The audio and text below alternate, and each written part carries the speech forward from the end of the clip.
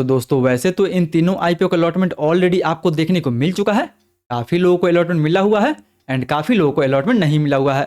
But सवाल दोस्तों सबके मन में एक ही है कि आखिर इन तीनों आईपीओ को लेकर हमें लिस्टिंग डे के दिन कैसे स्ट्रेटजी बनानी चाहिए ताकि इन तीनों आईपीओ में हमें कम से कम लॉस हो सके एंड ज़्यादा से ज़्यादा प्रॉफिट गेन हो सके। तो अगर सेम कन्फ्यूजन दोस्तों आपके मन में भी है तो ये वीडियो बिल्कुल आपके लिए है, क्योंकि इस वीडियो में हम लोग इन तीनों आईपीओ को एकदम से डिटेल में डिस्कशन करते हुए बात करेंगे कि आखिर हमें इस आईपीओ को होल्ड करनी चाहिए, सेल करनी चाहिए या फिर हमें इस आईपीओ में फ्रेश एंट्री बनानी चाहिए। जी हाँ दोस्तों, सेम वीडियो में हम लोग बात करेंगे इन तीनों आईपीओ के फ्रेश एंट्री के बारे में, ताकि जो लोग भी इस आईपीओ में अप्लाई नहीं किए थे या फिर जिनको भी अलॉटमेंट नहीं मिला हुआ है उनको भी इस आईपीओ से अच्छा खासा प्रॉफिट मिल सके। तो फिर आप दोस्तों बस इस वीडियो के अंत तक बने रहें ताकि इन तीनों आईपीओ को लेकर आपको लिस्टिंग डे के दिन कैसे स्ट्रेटजी बनानी चाहिए उसका एक क्लियर पिक्चर मिल सके। तो फिर चलिए बिना आपका समय गंवाए सीधा वीडियो में आगे बढ़ते हैं। लेकिन उससे पहले दोस्तों अगर आप इस चैनल पर नए हैं तो कृपया चैनल सब्सक्राइब कर इस वीडियो को एक लाइक जरूर दीजिए। अब चलिए आगे बढ़ते हैं और सबसे पहले बात कर लेते हैं इन तीनों आईपीओ के लेटेस्ट जीएमपी के बारे में, ताकि आपको पता लग सके कि कौन से आईपीओ में आपको कितना ज़्यादा प्रॉफिट मिल सकता है एंड कौन से आईपीओ में आपको प्रॉफिट नहीं मिल सकता है। तो दोस्तों यहाँ पे अगर सबसे पहले बात करें जैन रिसोर्स के बारे में, तो जैन रिसोर्स के वही ग्रे मार्केट में लगभग 7 से 10% के आसपास तक डिमांड आपको देखने को मिल सकता है। मतलब दोस्तों अगर 10% के हिसाब से देखा जाए तो कहीं ना कहीं इस आईपीओ में लगभग आपको वही 1200 से लेकर 1500 के आसपास तक प्रॉफिट देखने को मिल सकता है पर लॉट पे। जबकि अगर बात करें ईपेक एंड बीएमडब्ल्यू के बारे में तो फिलहाल दोस्तों इन दोनों के ग्रे मार्केट में अभी आपको कोई डिमांड देखने को नहीं मिलेगा। जी हाँ दोस्तों, अगर आपने इस आईपीओ में अप्लाई किया है तो इन दोनों आईपीओ में एज पर जीएमपी आपको कोई भी लिस्टिंग देखने को नहीं मिलेगा। इसीलिए फिलहाल अभी इन तीनों आईपीओ में से जैन रिसोर्स एक ऐसा आईपीओ है जिसके ग्रे मार्केट में अभी लगभग 7 से 10% के आसपास डिमांड बना हुआ है। वहीं इन दोनों के ग्रे मार्केट में आपको कोई डिमांड देखने को नहीं मिलेगा। बट हालांकि दोस्तों आपको तो पता ही होगा कि हमें किसी भी आईपीओ के उसके जीएमपी पे पूरा विश्वास नहीं करनी चाहिए। जीएमपी एक टेंटेटिव गेन होता है जो मार्केट को देखते हुए कभी भी ऊपर नीचे हो सकता है। सो मे बी जैन के ग्रे मार्केट में तो अभी अच्छा खासा डिमांड बना हुआ है, बट ये डिमांड आगे रहता है या फिर नहीं रहता है वो पूरा का पूरा मार्केट पे डिपेंड करेगा। अगर मार्केट अच्छा होगा तो इन तीनों का लिस्टिंग हमें ठीक ठाक देखने को मिल सकता है, बट दोस्तों अगर मार्केट थोड़ा सा भी वीक हुआ तो इन तीनों का लिस्टिंग हमें खराब देखने को मिल सकता है। बट दोस्तों इन तीनों का लिस्टिंग पॉजिटिव में देखने को मिले या फिर माइनस में देखने को मिले, हमें हर सिचुएशंस के लिए रेडी रहनी चाहिए एंड उसके लिए हमें एक फुल प्रूफ स्ट्रेटजी बना के चलनी चाहिए। तो चलिए अब बात कर लेते हैं कि आखिर इन तीनों आईपीओ में हमें लिस्टिंग डे के दिन कैसे स्ट्रेटजी बनानी चाहिए। तो दोस्तों अगर सबसे पहले बात करें जैन इरिगेशंस के बारे में तो फिलहाल इसके ग्रे मार्केट में तो 7 से 10% के आसपास डिमांड बना हुआ है। मतलब इस आईपीओ को जो प्राइस में रखा गया था वो कहीं 220 रुपये से लेकर 232 रुपये के आसपास रखा गया था। एंड इस ग्रे मार्केट को देखते हुए इसका जो लिस्टिंग है कहीं वो 250 रुपये से लेकर 260 रुपये के बीच में हो सकता है। मतलब दोस्तों ये जो कंपनी है अपना आईपीओ कहीं 40 के पी पे लेके आई थी, बल्कि वहीं अगर इसका लिस्टिंग आपको 260 के आसपास देखने को मिलता है तो इसका जो पी रेशियो हो जाएगा वो लगभग 45 के आसपास तक जा सकता है। बट वहीं स्टिल अगर इसके पीर का पी रेशियो जैसे ग्रेविटा इंडिया हो गया उसका पी रेशियो लगभग आपको 37 के आसपास देखने को मिल जाएगा। जबकि अगर पॉन्डी ऑक्साइड का पी रेशियो देखा जाए तो उसका पी रेशियो लगभग कहीं आपको 55 के आसपास देखने को मिल जाएगा। हालांकि दोस्तों ये दोनों कंपनी इससे तो काफ़ी छोटी कंपनी है, क्योंकि जैन इरिगेशंस का इस साल का रेवेन्यू लगभग 7,000 करोड़ के आसपास था, जबकि वहीं ग्रेविटा का रेवेन्यू लगभग 3800 करोड़ के आसपास था, जबकि पॉन्डी ऑक्साइड का रेवेन्यू इस साल लगभग 2000 करोड़ के आसपास था। मतलब रेवेन्यू वाइज जो जैन रिसोर्स कंपनी है वो इन दोनों कंपनी से बहुत बड़ी है। इसीलिए फिलहाल अगर हम इसको 55 भी नहीं अगर 45 के पी रेशियो पे भी देखते हैं तो कहीं ना कहीं नियर टर्म पे ये हमें 290 या फिर 295 का टारगेट हमें दिखा सकता है। क्योंकि दोस्तों इन तीनों आईपीओ में से जैन ही एक ऐसा आईपीओ था जिसके ग्रे मार्केट में भी अच्छा खासा डिमांड था, सब्सक्रिप्शन भी इसको काफ़ी अच्छा खासा मिला हुआ था एंड इसका एंकर लिस्ट भी काफ़ी अच्छा खासा निकल के आया हुआ था।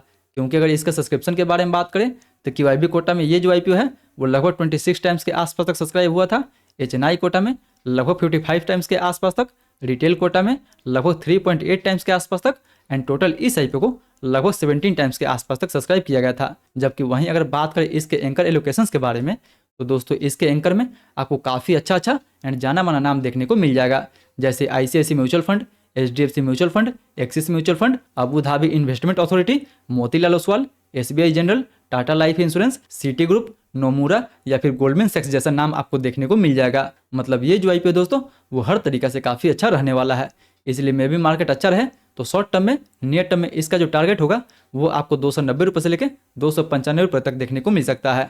जबकि वहीं अगर बात करें ईपैक के बारे में, तो फिलहाल दोस्तों इसके ग्रे मार्केट में कोई डिमांड नहीं है, यानी इसका जो प्राइस में रखा गया था वो 194 से लेकर 204 के आसपास तक रखा गया था।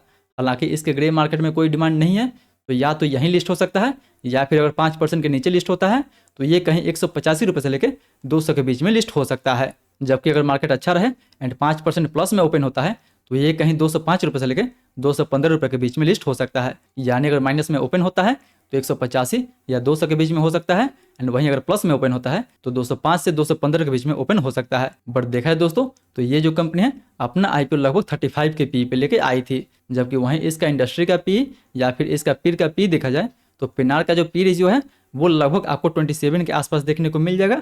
जबकि इसी की जैसी सिमिलर कंपनी इंटर आर का पी रेशियो लगभग आपको 30 के आसपास देखने को मिलेगा। मतलब ये दोनों जो कंपनी है दोस्तों वो ईपेक्स से तो बहुत बड़ी कंपनी है, एंड ईपेक्स से बड़ी कंपनी होते हुए भी इसका पी रेशियो काफ़ी कम है, जबकि ईपेक का पी रेशियो आपको 35 के आसपास देखने को मिलेगा। इसलिए ऊपर के लेवल पे हमें इसमें उतना ज़्यादा टारगेट देखने को नहीं मिलेगा, क्योंकि ना ही इस आईपीओ को सब्सक्रिप्शन अच्छा मिला हुआ था एंड ना ही इस आईपीओ का एंकर बुक कोई अच्छा निकल के आया हुआ था।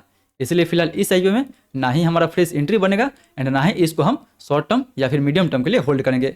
जो भी इसमें हमारा प्रॉफिट होगा वो इससे हम प्रॉफिट लेके या फिर लॉस लेके बाहर आ सकते हैं। जबकि वहीं अगर बात करें दोस्तों BMW वेंचर्स के बारे में, तो फिलहाल दोस्तों इसके भी ग्रे मार्केट में आपको कोई डिमांड देखने को नहीं मिलेगा। जबकि इस आईपीओ को जो प्राइस में रखा गया था वो 94 रुपये से लेकर 99 रुपये पर शेयर रखा गया था। सो हालांकि दोस्तों अभी तो इसके ग्रे मार्केट में कोई डिमांड नहीं है, इसीलिए हालांकि ये माइनस में 5% लिस्ट होता है तो ये कहीं 90 रुपये से लेकर 95 रुपये के बीच में लिस्ट हो सकता है। जबकि वहीं ये आईपीओ 5% प्लस में लिस्ट होता है तो कहीं ये 99 रुपये से लेकर 105 रुपये के बीच में लिस्ट हो सकता है। हालांकि दोस्तों ये कंपनी तो ठीक ठाक है, क्योंकि ये जो कंपनी है अपना आईपीओ 26 के पी पे लेके आई थी। जबकि आप इसका इंडस्ट्री का पी रेशियो देखते हैं या फिर पीर का पी रेशियो जैसे शिवम स्टील्स का पी रेशियो देखते हैं तो वो लगभग आपको 43 के आसपास देखने को मिल जाएगा।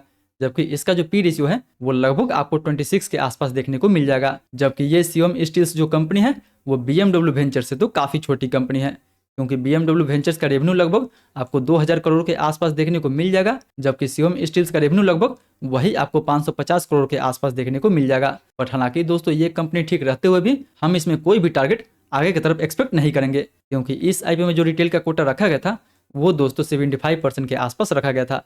QIB का जो कोटा था वो इसमें लगभग 1% के आसपास था। यानी टोटल का टोटल जो आईपीओ होगा दोस्तों वो रिटेल में और HNI में बांटा गया है। इसलिए इस आईपीओ में आपको लिस्टिंग डे के दिन हेवी सेलिंग भी देखने को मिल सकता है। इसलिए इस आईपीओ में ना ही हमें फ्रेश एंट्री लेनी है एंड ना ही इस आईपीओ को हमें शॉर्ट टर्म या फिर मीडियम टर्म के लिए होल्ड करनी है। जिनको भी इस आईपीओ का अलॉटमेंट मिला हुआ है वो pre market demand and supply को देखते हुए लिस्टिंग के बाद इस आईपीओ को सेल कर सकते हैं। बट याद रहे दोस्तों कि लिस्टिंग डे स्ट्रेटेजी के दिन इन तीनों आईपीओ में आपको कोई भी डिसीजन जल्दीबाजी में नहीं बनानी है। सबसे पहले इन तीनों आईपीओ का प्री आईपीओ सेशन में ही प्राइस को देखना है, उनके वॉल्यूम को अच्छे से एनालिसिस करना है, उसके बाद ही आपको इन तीनों आईपीओ में कोई भी डिसीजन लेनी चाहिए।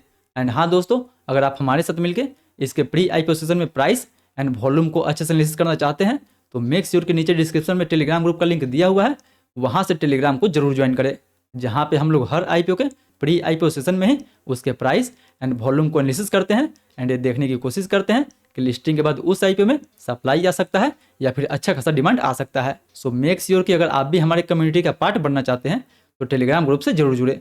बाकी दोस्तों ये तो था मेरा इन तीनों आईपीओ का लिस्टिंग डे स्ट्रेटजी को लेकर।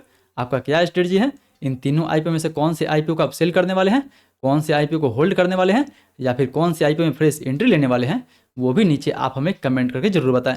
एंड हाँ दोस्तों, आप हमें ये भी बताएं कि आपको इन तीनों आईपीओ में से कौन से आईपीओ का अलॉटमेंट मिला हुआ है।